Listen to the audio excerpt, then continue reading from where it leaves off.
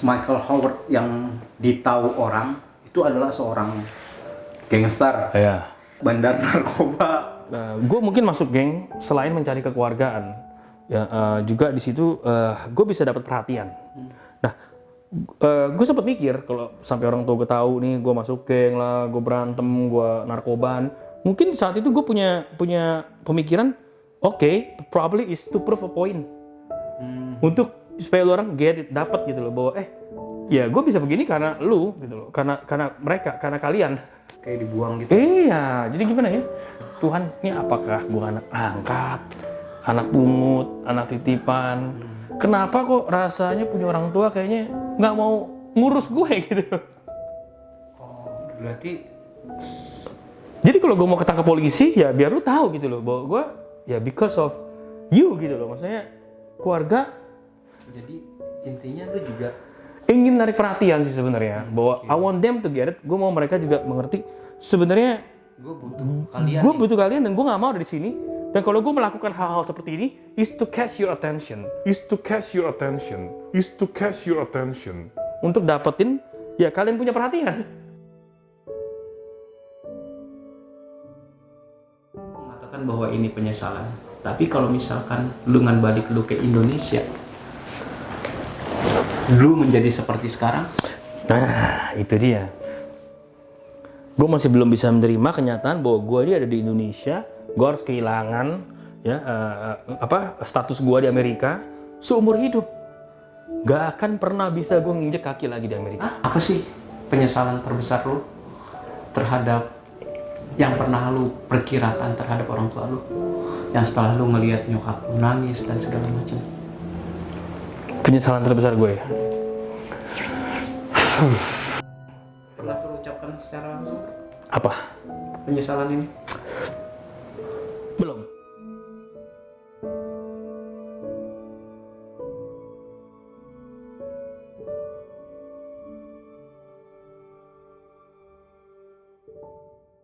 Jadi gue lihat begini, kenapa gue mau jadi bandar. Kembali lagi ya, gue lihat teman-teman gue orang Indonesia yang ada di situ ya, hidupnya enak banget kan, bawa mobil-mobil mewah. Jadi gimana pun juga kan kepingin gitu loh, timbul rasa kan, gitu. Punya juga gitu loh. Nah jadi dari situlah gue berjuang, ya berjuang. Jadi bandar juga perjuangan bro. Oh iya. Tapi emang di jalan yang salah aja. Ya buat gue mau beli juga nih, gue pengen punya. Tapi iya, intinya ya perjuangan yang salah aja sih. Jadi wah, bandar kan juga banyak musuh, competition. Pasti. Wah, tuh luar biasa lah Bud, pokoknya bro. Seram memang. Ya, bro, ya. Tapi ya itu perjuangan gua. Oke. Jadi gini, gue pingin to have a life seperti yang ya teman-teman gue miliki lah. Ya, gue pingin hidup enak juga. Gue pingin punya uang banyak. Punya orang, ya punya mobil. Motivasi yang normal. Justru itu Yes. motivasi yang setiap orang harusnya miliki. Gue pengen punya mobil kayak Iya. dia. Gue pengen punya baju kayak dia. Gue punya ini dan segala macam. Ya, tapi emang jalannya aja yang salah. Tapi intinya pada saat itu gue berjuang, akhirnya gue bisa punya mobil impian gue, ya bisa punya tempat tinggal sendiri. Dari Gua bandar itu? Iya, gue bisa makan yang harganya steak ratusan dolar. Ya tiap malam karaoke, beli barang bagus, bahkan gue bisa beli nyokap gue Louis Vuitton, gue bisa beli nyokap gue Gucci. Jadi gue merasa pada saat itu, men, ya udahlah, kalau emang jalan gue caranya harus begini, ya dapetin uang. Yang penting gue gimana pun juga sebagai seorang anak, sepahit-pahitnya pengalaman yang lu punya sama orang tua lu pasti mau bales lah kebaikan mereka. Oke. Ya jadi gue berusaha sebaik mungkin. Gue sempet juga mau beliin rumah. Gue udah kasih, nih, gue ada berapa puluh ribu dolar nih, lu pakai aja buat down payment rumah. Cuman ya karena orang tua gue juga gak jelas dapet duit dari mana lu. Nah, ini mau pertanyaan gue bro. Mereka nggak nanya lu dapet Nih, gimana? ini jarang gue share. Gue di Amerika sempet buka cleaning service. Jadi gue bersih-bersihin kantor office nih. Oke. Ya nggak kayak seperti perkantoran. Jadi malam-malam kita bersihin semua. Oke. Jadi gue buka itu real business. Oke. Jadi gue ada pegawai, gitu. Jadi kayak cover apa aja lah, kayak kedok lah. Iya, sebenarnya dari situ. Sampai akhirnya gue ketangkep penjara. Baru mereka tahu bahwa gue adalah seorang bandar. Jadi kedapatan sisa-sisanya dikit. Jadi bilang anggap pemakai. Tapi itu semua kasusnya dibuang karena kekerasan yang diambil. Waktu itu kasus gue pencobaan pembunuhan. Jadi untuk narkoba gitu mereka nggak pusing. Malah yang violence-nya ini yang narkobanya nggak dianggap gede. Nggak dianggap. Violence. Amerika tuh lebih mengutamakan violence, kekerasan daripada narkoba. Narkoba itu adalah hal yang kecil, hal yang biasa. Berbeda sama sini. Jadi gue sempet dari situ tuh gimana ya? Sempet lihat nyokap gue sih nangis juga di pengadilan, sedih juga. Gue merasa, wah ternyata orang tua gue tuh peduli ya. Selama ini gue pikir mereka orang kayaknya nggak peduli sama gue. Itu baru lu tahu Tapi setelah begitu persidangan. Ya gue dikenain hukuman tuh, wah mereka orang tuh nangis. Gue liat nyokap gue nangis, pingin nolong tapi nggak bisa berbuat banyak, ya toh. Jadi dari situ gue mulai, wah berarti emang nyokap gue tuh dari dulu emang peduli gitu loh sama gue. Sayang, cuman cara penyampaiannya aja dan cara mereka mengutarakannya itu yang sedikit mungkin mereka kurang begitu paham. Itu sih gue yakin banget.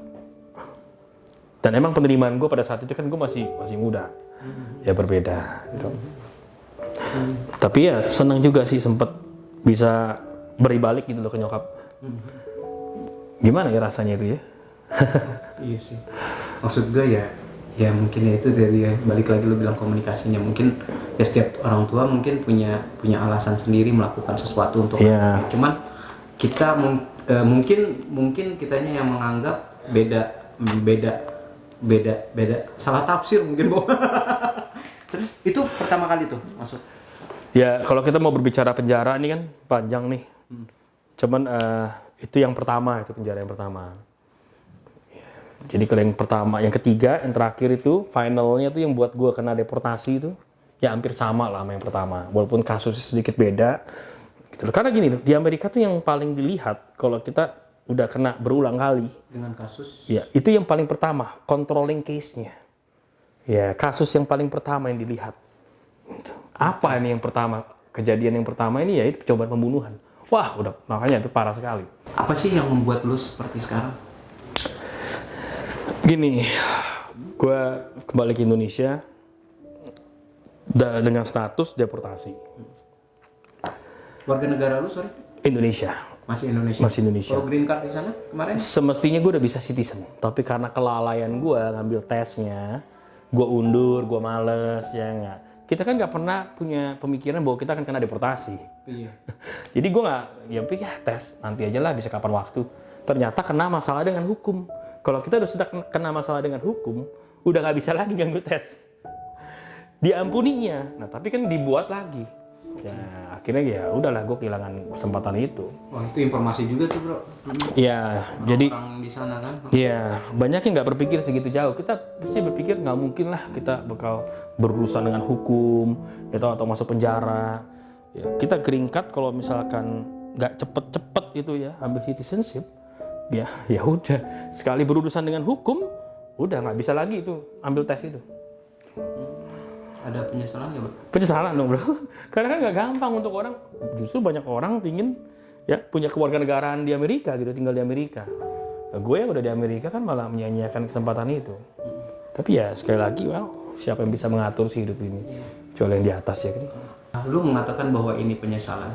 Tapi kalau misalkan lu dengan balik lu ke Indonesia, lu menjadi seperti sekarang? Nah, itu dia. Awalnya gue masih belum bisa menerima. Gue masih belum bisa menerima kenyataan bahwa gue ini ada di Indonesia. Gue harus kehilangan ya status gue di Amerika seumur hidup.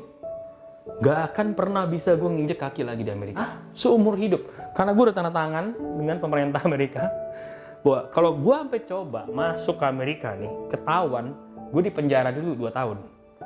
Bukannya di penjara imigrasi terus dipulangin, enggak. Di penjara dulu 2 tahun. Jadi lu nggak bisa balik lagi ke Amerika? Gue seumur hidup gak bisa kembali lagi ke Amerika. Itu dia. Lu merasa beruntung nggak sih? Beruntung apa dia? Dia ada di Indonesia sekarang. Sekarang yes, gue merasa beruntung. Tapi awal-awal gue masih belum bisa menerima keadaan. Kenyataan bahwa gue di Indonesia dengan status deportasi. Kehilangan ya status gue. Iya. Jadi 3 tahun pertama hidup gue di Indonesia juga masih berantakan, masih minum-minum gitu, dan sampai pada titik di mana gue habis-habisan di Indonesia. Karena pada saat itu gue masih ada uang, bro. Gue masih ada uang dari hasil ya ngebandar lah ya. Ya di Indonesia, penjara Amerika tuh gue habis sebulan $2.500. Buat apaan, bro? Ya untuk jaga diri gue, kan gue numpang lewat. Kita gitu ya, kalau cuma 2-3 tahun ini istilah kata orang numpang lewat di sana. ya. Nah sekarang di penjara Amerika sistemnya itu ada per suku, kita ikut per suku, Asia, hitam, Meksiko, bule, ya itu ya, nanti dibagi-bagi lagi tuh, yang Meksiko ada lagi. Nah kita harus ikutin apa kepala suku kata, Udah gangsternya lah, kepalanya ya. kepalanya. Nah sekarang repot nggak? Nah sekarang salah satu caranya untuk ini ya udah kita bye-bye sama kepala suku. Ya, Gitu. restoran. Kita dia minta apa kita beri lah, ya kita istilahnya dia juga jaga kita lah ya, supaya yang disuruh orang lain, supaya gue bisa pulang on time.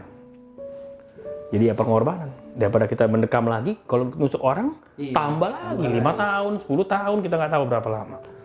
Jadi kayak di film-film itu beneran, Bro? Beneran. Di Amerika, Iya. di penjara. Gue ngeliat darah tuh di depan gue tuh udah, kan nggak boleh kita ngadu, malah kita yang ditusuk lagi. Jadi gue tuh kalau ngeliat darah tuh udah, udah biasa, gitu lah bro. Jadi gue di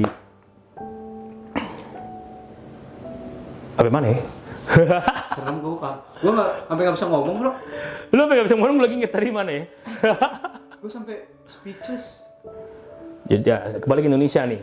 Jadi gue ya dengan sisa uang gue ada, ya masih cobalah pokoknya cari cara melakukan ya sebisa gue lah ini itu ya untuk cari uang lah, dapat uang lagi, inti katanya kan. Dengan Cara gue sendiri.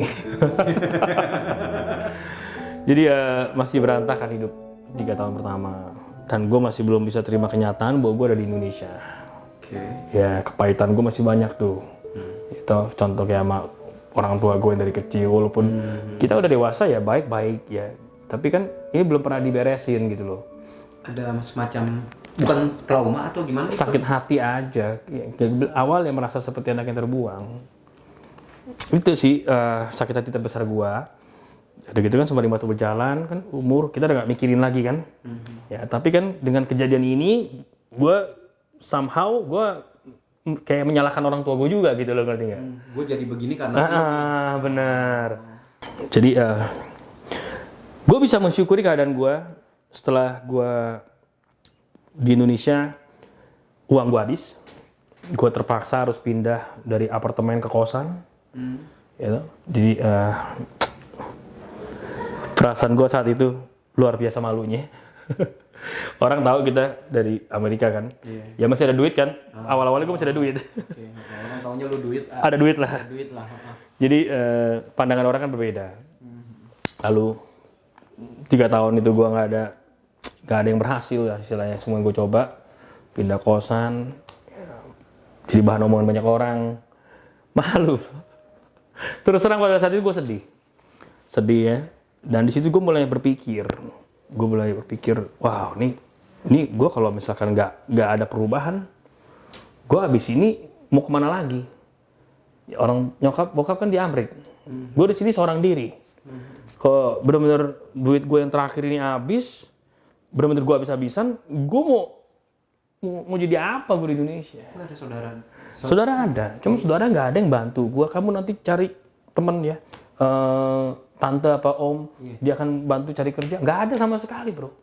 Jadi karena basic lu itu, jadi mereka juga takut. Nah itu dia, mungkin karena ya itu, dan mereka juga malu, gitu. Nggak mungkin dong lu mau referensiin lu punya. Iya, gue juga sebenarnya. Gini, kalau misalnya gue nih temen lu, dengan latar belakang lu seperti itu sih, takut kan? Juga gue bro untuk apa? Untuk ngebantu lu dalam artian rekomendasi. Nanti kalau dia misalnya macam-macam gimana gua? Jadi perasaan lu jadi gua gimana saat itu bingung. Iya. Tapi gua juga nggak bisa nyalahkan saudara-saudara lu yang gua juga nggak bisa nyalahin mereka emang. Karena di satu sisi juga kondisi elunya seperti itu. Kalau misalnya lu checklist nih bro, kejahatan yang paling parah Nusuk orang doang sih. Anjir. Abang, nggak memang gue nggak berani bunuh orang. Gue nggak berani ambil nyawa orang. Karena gue percaya itu hak yang di atas ya, ambil nyawa orang.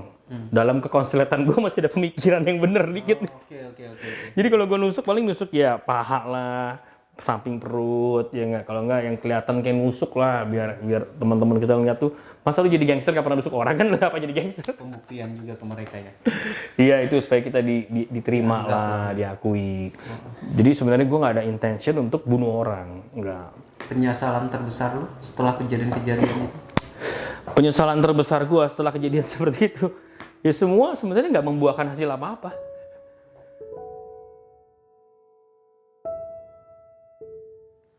Nah, tadi lu cerita yang tentang itu, nyokap lu nangis pas ngeliat lu gimana tuh? Wah itu gue juga pengen nangis. Terus terang gue sedih sekali, tapi karena memang waktu itu mungkin keadaannya di pengadilan, gue juga rada gengsi juga untuk nangis ya. Gengsi itu, kayaknya gengsi itu adalah segalanya bro. Ya kita kan gangster bro. Iya, Kadang-kadang kalau nangis, ya nangis kalau di belakang pintu sendiri gue nangis. Ya cuman kalau di depan umum gitu masih ada kayak pride-nya kan. Ya jadi cuman itu sempet nyentuh hati gue sih. Jahat-jahatnya, ya lu pikir nyokap lu atau bokap lu jahat. Men, gimana pun juga mereka masih orang tua lu. Dan pada saat itu ternyata orang tua gue nggak jahat. Cuman gue yang salah pengertian aja. Paham kan? Ngerti. Jadi kadang-kadang gue banyak menyalahkan orang tua gue. Gue banyak berpikir buruk tentang orang tua. Bahkan gue sempat bertanya, kenapa gue harus lahir? Ya, dari nyokap gue gitu loh. Kenapa nggak nyokap gue tuh yang lain aja gitu loh. Tapi ya sekali lagi apa kita bisa memilih? Kan tidak. Dan kalau misalkan I can be born, ya dari keluarga lain lah. Kenapa gue harus kok punya kehidupan ya seperti itu ya? Gue harus kayak merasa terbuang, dititipin di asrama, ditaruh di tempat temen nyokap gue lagi. Sedangkan ya saudara gue, keluarga gue, adik gue bersama dengan orang tua gue. Jadi hal-hal seperti itu kadang-kadang yang membuat ya inilah seorang bisa menjadi apa yang dari tadinya baik jadi kacau gitu loh, jadi nggak baik. Sebenarnya kan ini cuma a matter of misunderstanding yang perlu diluruskan. Cuma pada saat itu gue terlalu asik ya dengan gimana ya, namanya orang juga punya pride sendiri ya. Ya tapi emang pada saat melarikan diri sendiri maksudnya. Punya pemikiran sendiri gitu loh. Yaudah. Kenapa gue pada saat itu nggak bener-bener habis-habisan bertanya gitu sama orang tua gue? Pasti nggak? Bener-bener gue kejar satu jawaban. Kenapa harus sampai at the end gitu loh? Pas sampai gue kena masalah, sampai gue setelah penjara lah segala macam, baru gue searching for the answer gitu, for the answer. Kenapa nggak dari awal? Kenapa nggak dari awal? Pertanyaan-pertanyaan gue ini seperti gue merasakan mereka bukan orang tua gue kan? Kenapa gue nggak dari umur belasan itu gue ambil waktu untuk melihat akta lahir gue, ya gak? Untuk memastikan. Gue lakukan itu pas udah umur 30-an bro. Apa sih harapan seorang Michael Howard ke depannya? Harapan gue? Iya, kan gini, kita berbicara tadi adalah tentang masa lalu yang bukan lumayan sih bro. Menurut gue sih, lu bisa duduk di sini seperti sekarang itu sudah sebuah anugerah sih menurut gue. Iya. Jadi apa sih sebenarnya tujuan Michael Howard yang sekarang? Yang paling terutama sih begini, kita nggak bisa memilih keadaan, kita nggak bisa memilih orang tua kita siapa, ya, itu nggak bisa. Jadi siapapun orang tua kita harus bisa menerima mereka, kurang atau lebih. Dulu gue selalu mengatakan, kenapa gue harus lahir dari keluarga yang kurang berada? Gue nggak bisa mensyukuri akan hal itu. Ya kan? Gue pinginnya gue lahir dari keluarga orang yang kaya. Ya gue bisa beli apa yang gue mau, ya pakai barang mobil seperti teman-teman gue. Tapi kan it doesn't always goes like that. You know? Sekali lagi kita tidak bisa memilih. Tapi jangan sampai ya kita jadikan itu ya satu apa ya titik ukuran untuk diri kita jadinya kita melakukan tindakan-tindakan yang bodoh gitu loh. Ya, pingin cari uang dengan cara yang cepat dan segala macam, kayak gue jadi bandar narkoba. Buktinya semua uang yang pernah gue dapet habis lagi. Pernah mengungkapkan rasa sayang lu nggak, bro? Kemana? Ke orang tua. Gue Ke orang tua lu. kalau ke adik gue sih, gue sayang banget. Justru gue berharap dengan keberadaan gue di sini, di Amerika kan orang tua kan nggak punya selain saudara, ya pasti kan anak-anaknya sendiri dong yang pasti diutamakan kan. Cuman adik gue doang di situ yang bisa ada untuk mereka. Kalau saya terbatas kan. Iya. Pernah lu ungkapkan secara kata-kata Ke mana? Adik gue? ke adik lu, ke orang tua lu, rasa sayang lu itu? Wah, adik gue, Gua sayang sama lu gitu, pernah nggak? ya I love my sister. Pernah lu Gua juga- langsung buat telepon lu ungkapin langsung? Nggak pernah sih kayaknya ya. Hah? Lupa atau gue mungkin. Soalnya karena gue nggak begitu ada masalah sama adik gue. Tapi kan memang, kan sebenarnya kita nggak perlu ada masalah mengungkapkan rasa cinta kita kan? Bukan tentang kita, perbuatan kita, tapi ungkapan rasa hati kita kepada mereka gitu, yang benar-benar to the point. Dek, gua sayang deh sama lu. Lupa ya gue ya. Kapan terakhir lu ucapin? Udah lama. Gue nggak kontakkan sama adik gue. Mungkin udah ada 2 tahun, 3 tahun nih. Gua nggak tahu ya, karena banyak anak, mungkin bukan banyak ya, mungkin ada beberapa orang.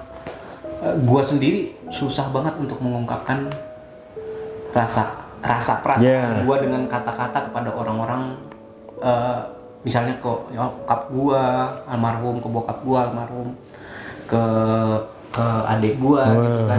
Jadi gua bilang untuk mengatakan gua sayang loh sama lu sebagai seorang kakak, itu susah banget, bro. Gua secara pribadi susah banget, bro. Dan mungkin seumur hidup gua melakukan itu berapa tahun yang lalu.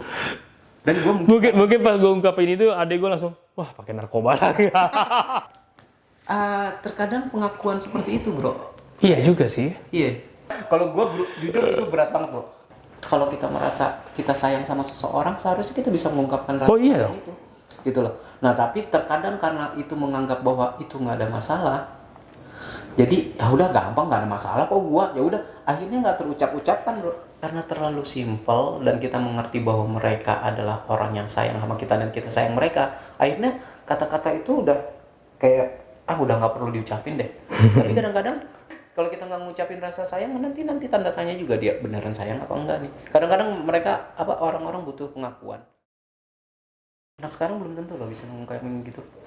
Mungkin lu nantang anak umur 5, nggak bisa. 7, 10 Belum tahun, bisa. mereka akan mengungkapkan dengan "Ma, I love you." Susah. Tapi lu tanya anak SMA untuk menyatakan hal itu.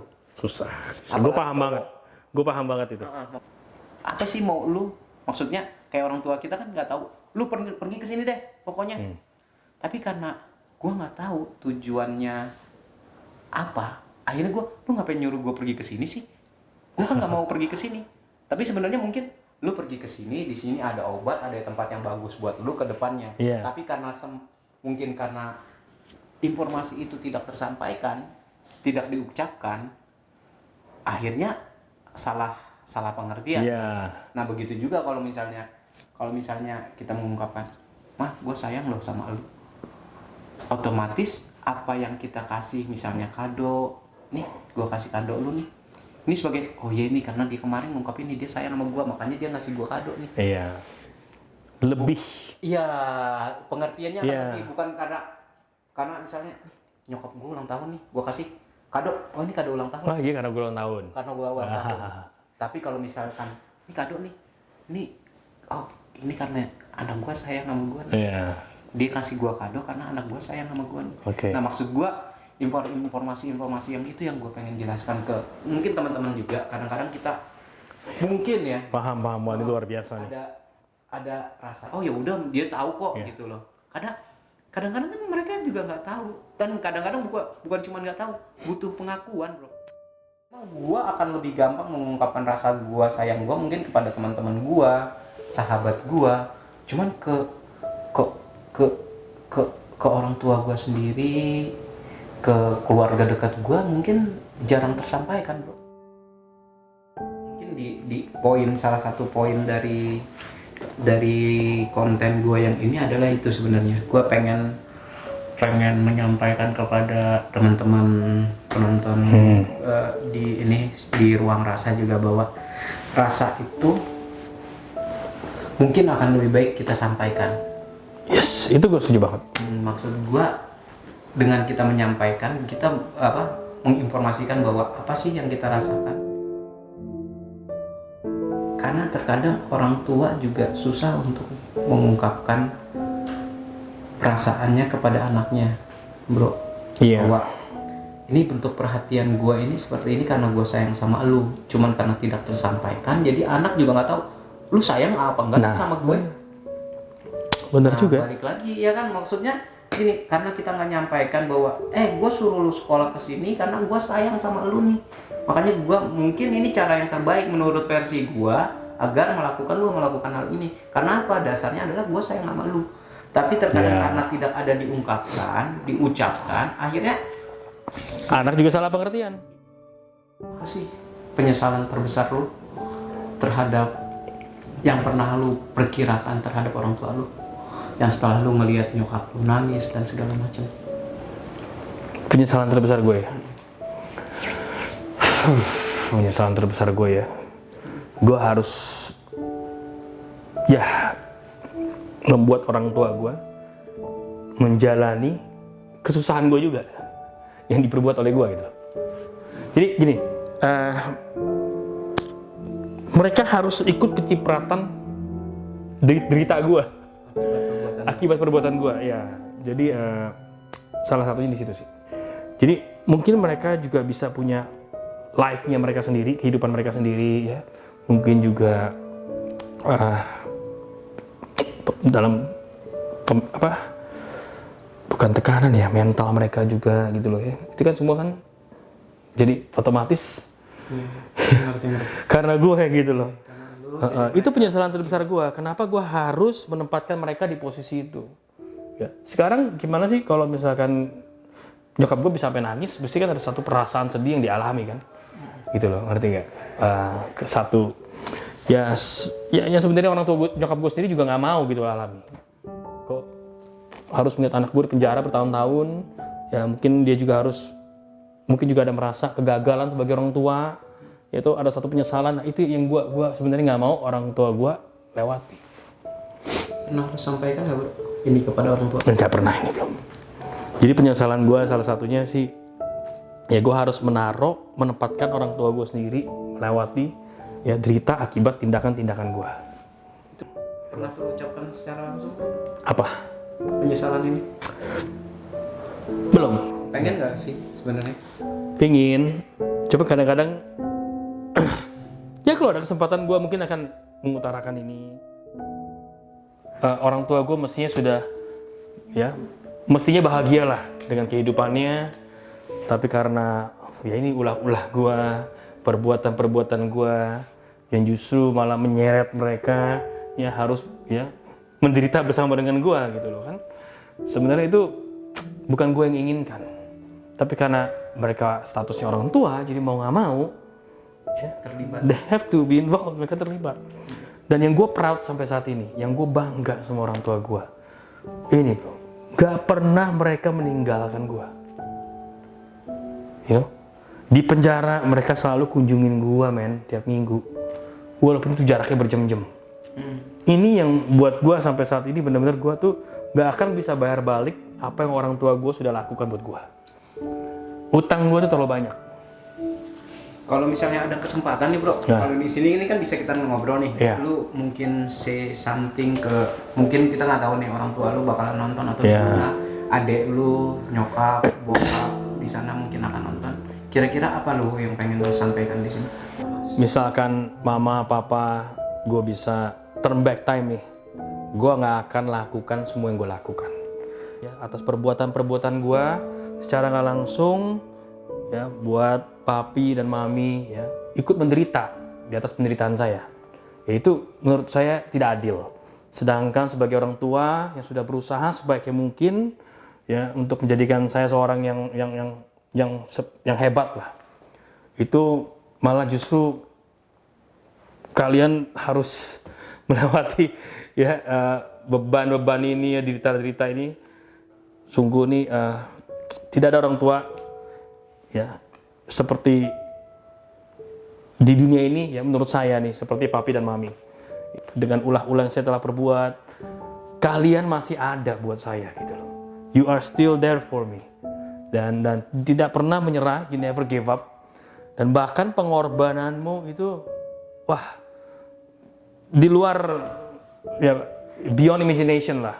Ya, jadi kalian sampai rela mengorbankan waktu ya segalanya untuk saya. Ya di masa-masa saya benar-benar membutuhkan, waktu itu di penjara, you guys always there for me, ngunjungin saya. Jadi itu saya melihat bahwa ternyata penilaian saya yang selama ini salah ya atas kalian. Saya merasa kalian itu tidak peduli sama saya, itu salah. Ya di situ benar-benar saya bisa merasa wow, ternyata saya selama ini menjadi anak yang kurang berbakti. Jadi setelah itu saya baru mengerti.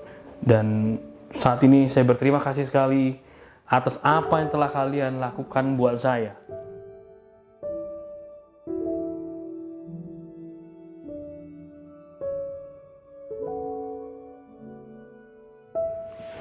Tapi emang dari dulu gue emang selfish. Sebagai seorang anak emang kurang ajar sih. Selfish itu apa ya bahasa Indonesia? Mungkin Egois. egois ya egois. Jadi gue nggak mikirin ya apa yang orang tua gue pikiran. Gue cuma melihat segala sesuatu dari segi gue aja gitu loh. Jadi tanpa peduli perasaan orang, pemikiran orang, gitu. Oke bro. Sip. Oke bro, Thank you banget ya. thank you banget. Wah, gue belajar banyak hari ini. Sama gue yang belajar banyak. Gue yang belajar banyak justru. Aduh, ampun dah gue. Dengan pengalaman dia, maksud gue, teman-teman, jangan ikutin cara dia ya. Jangan. Makanya kita buat ini kan supaya mengerti. Teman-teman mengerti. Agar supaya ini ada pembelajarannya. Iya. Jadi yang perlu ya diikutin, yang nggak perlu di-delete aja bro. Untuk, Thank you bro. Untuk bukunya, ini udah di Gramedia deh.